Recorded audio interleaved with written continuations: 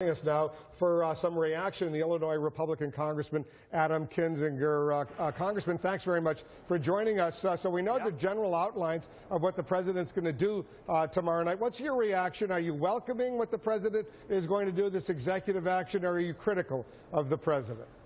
I'm critical of the process. I mean, look, I'm a supporter of immigration reform, and frankly, a lot in my party are supporters of immigration reform, and it's something that, you know, is going to take a lot of time to talk about. We all know that there are people with different views, even within my own party, on it, and so this needs to have a process where we have debates, we bring forward bills, see what the new Congress does. I think the president, frankly, is going to be kind of spoiling the party with this. He's going to tick a lot of people off, you know, basically saying, look, I gave Congress time, but they didn't do what I wanted, therefore I'm going to do it on my own. And I think that's one of the big concerns, is not even so much the issue of what he's doing, although we think he's overstepping his power, but the fact that now we have a lot more issues in immigration we have to deal with, from border security to high-skilled visas to the other 10 million people that aren't going to be affected by this. And I think this is going to stall that discussion. And one of the things I'm concerned about is, as your previous guest said, the politics of it. The president may be looking at the politics of this versus actually solving it long-term, because I think we have a real opportunity to solve it, but this isn't going to help.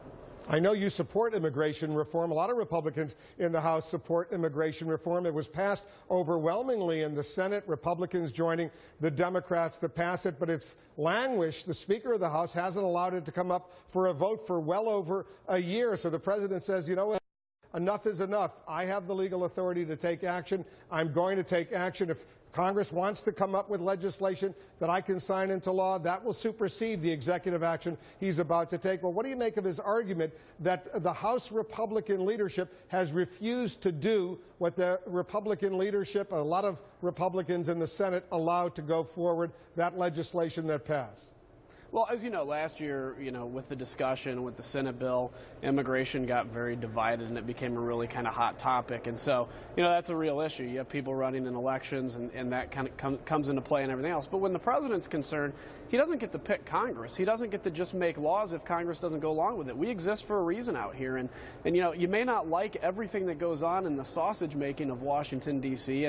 and behind the doors and, you know, watching what's going on the floor. But that doesn't mean you can just say, I don't like that, therefore I'm going to just do it anyway. And I think, again, we have an opportunity with the new Congress, a larger Republican majority, a Republican Senate, to get something that we can put on the president's desk, do a little back and forth, and ultimately come to something that both sides can maybe hold their nose on certain parts of, but agree to in a broader package. But I got to tell you, anybody that thinks this step Friday is going to do anything to make immigration reform more likely out here, I think is fooling yourself. It could still happen. I hope it does.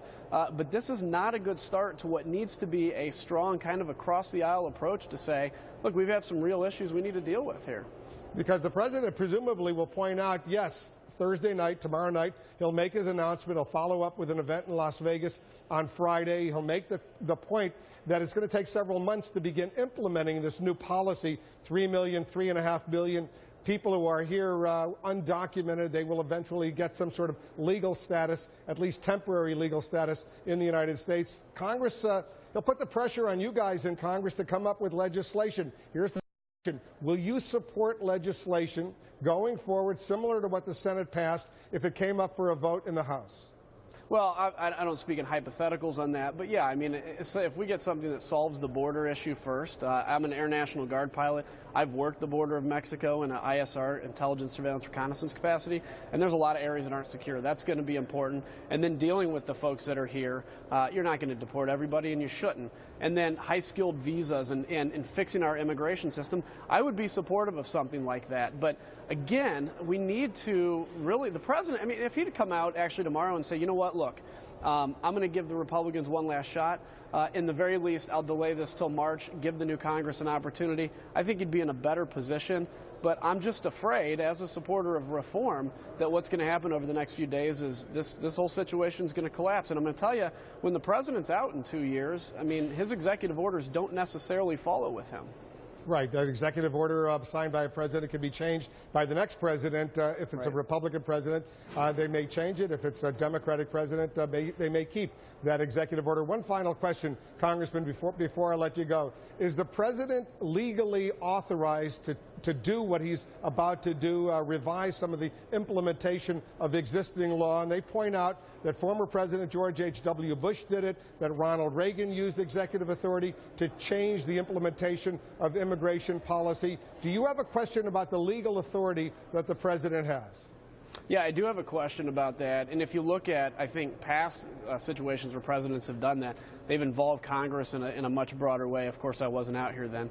But I do have some concerns. I think when we see the orders, people are going to look at this that are constitutional experts and say, is he operating within his authority? And I think we'll react accordingly. But again, this is something that needs to be done, and I think we have a brief opportunity, but I'm just afraid of what tomorrow's in terms of fixing the system if the president goes ahead. Sounds like he's going to. All right, Representative Adam Kinzinger of Illinois. Congressman, thanks very much for joining us. Thanks, Wolf.